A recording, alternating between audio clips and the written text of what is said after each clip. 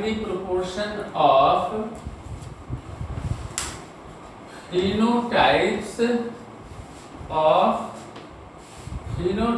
of first में है pink, second में व्हाइट, फ्लावर, सेकेंड है रेड फ्लावर और थर्ड में क्या था? White flower. देखिए ये क्वेश्चन हम दिए थे और ये क्वेश्चन आपको इनकम्प्लीट डोमिनेट से है, तो आपको पेरेंट लेने के लिए क्या कह रहा है, ध्यान से देखिएगा। पेरेंट लेने के लिए कह रहा है पिंक फ्लावर को और रेड फ्लावर को। देखिए पिंक फ्लावर और रेड फ्लावर पेरेंट है, इसका जीनोटाइप, पिंक का जीनोटाइप अगर आप कोई भी लेटर हम ले सकते हैं, एक कैपिटल आर एक स्मॉल आर लिए और रेड का यहाँ दोनों कैपिटल आर ही लिए। तो ये जो गैमेट बनाएगा, ये दो गैमेट बनाया, एक कैपिटल आर है एक स्मॉल आर है और यहाँ कैपिटल आर है। अब इसका फर्टिलाइजेशन कर रहे हैं। फर्टिलाइजेशन में देखिए यहाँ दो कैपिटल आर आया, फिर यहाँ एक कैपिटल आर और एक स्मॉल आर आया।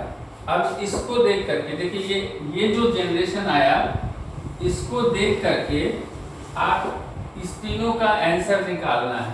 तो परसेंटेज ऑफ पिंक बोलिए, हर्षराज आप बताइए परसेंटेज ऑफ पिंक फ्लावर कितना परसेंट हुआ? हर्षराज बोलिए परसेंटेज ऑफ पिंक बोलिए। हर्षराज 50%, क्योंकि यहाँ रेशियो 1:1 है। Very good, 50%, very good. पहला क्वेश्चन का जवाब सही है, प्रतिमा का भी सही है। प्रेरणा बोलेगी, प्रेरणा कहेगी रेड फ्लावर का परसेंटेज ऑफ रेड फ्लावर। प्रेरणा जल्दी से बोलो, प्रेरणा कुमारी 50%, वेरी गुड। और अगर हम तीसरा क्वेश्चन कहें परसेंटेज ऑफ व्हाइट फ्लावर, रौनक बोलेगी परसेंटेज ऑफ व्हाइट फ्लावर, रौनक बोलेगी एंड नहीं है, नील है, यानी 0%, 0%, क्योंकि व्हाइट का तो इसमें आया ही नहीं। ठीक है, हाँ चलिए सब आदमी अब ध्यान दीजिए। ये इनकम्प्लीट डोमिनेंस को प्रूफ कर रहा है। इनकम्प्लीट डोमिनेंस जो है मेंडल्स के प्रिंसिपल ऑफ इनहेरिटेंस का एक्सेप्शन है। ठीक है, अब चलिए, हाँ अब ठीक हो जाएगी। देखिए थोड़ी देर में ठीक हो जाएगी आवाज आपकी। चलिए, तो जीन इंटरेक्शन में प्रिंसिपल ऑफ ये इनकम्प्लीट डोमिनेंस आपने अच्छे तरह से पढ़ लिया। आपने देखा कि इनकम्प्लीट डोमिनेंस का फिनोटाइपिक और जीनोटाइपिक दोनों ही रेशियो इक्वल होते हैं। इनकम्प्लीट डोमिनेंस का फिनोटाइपिक रेशियो और जीनोटाइपिक रेशियो दोनों ही बराबर होता है, जिसके चलते ये प्रिंसिपल ऑफ डोमिनेंस का एक्सेप्शन है। अब चलिए कोडोमिनेंस में आते हैं। यानी आप ये जानिए कि बिसाइड्स इनकम्प्लीट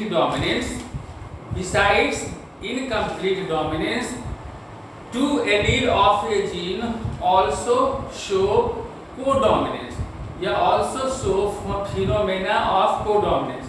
यानी एक जीन के दो एलील तो इनकम्प्लीट डोमिनेंट के अलावा वो कोडोमिनेंट जैसी फिनोमेना भी दिखलाएगी। क्या होता है कोडोमिनेंट में? कोडोमिनेंस में क्या होता है, बहुत ही इंपॉर्टेंट है, इसको अच्छे से समझना है। कोडोमिनेंस में क्या होता है कि जो F1 प्रोजेनी है, F1 हाइब्रिड जो है, उसके जो एलील हैं, उनके F1 हाइब्रिड में जो एलील होंगे, दो अलग अलग एलील, वो सिमिलर अपना इफेक्ट प्रोड्यूस करते हैं। कहने का मतलब कि कोडोमिनेंस एक ऐसा फिनोमेना है जिसमें एक ही जीन के दो एलील एक साथ आने पर अपना इंडिपेंडेंट फिनोटाइपिक इफेक्ट देते हैं। ध्यान से पहले डेफिनेशन तो देखिए। कोडोमिनेंस क्या कहे? Two alleles of a gene, two allele of a gene, two allele of a gene show their independent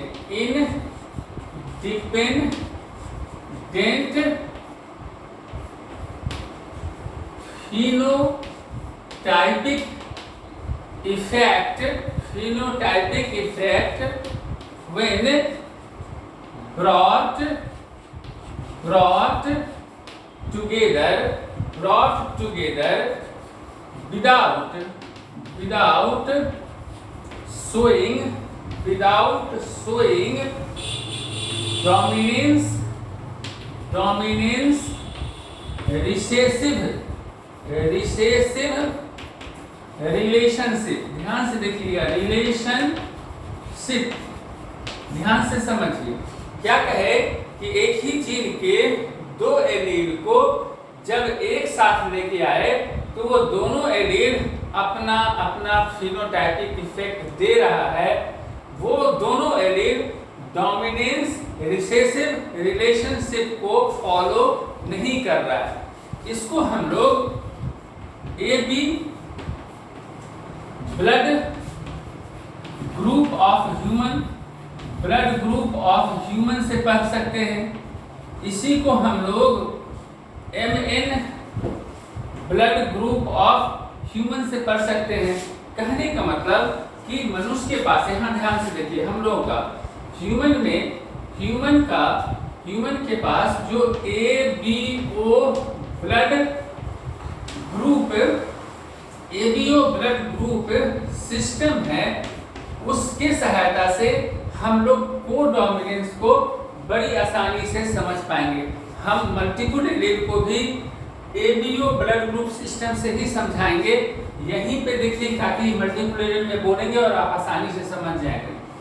देखिए, ABO ब्लड ग्रुप सिस्टम जो होता है उसमें क्या होता है, देखिए आपको मालूम है कि एलील A जो है, एलील A ब्लड ग्रुप को दिखलाता है। ध्यान से देखिएगा। एलील B ब्लड ग्रुप को रिप्रेजेंट करता है और एलील I छोटा लिए हैं जो O ब्लड ग्रुप को दिखलाता है।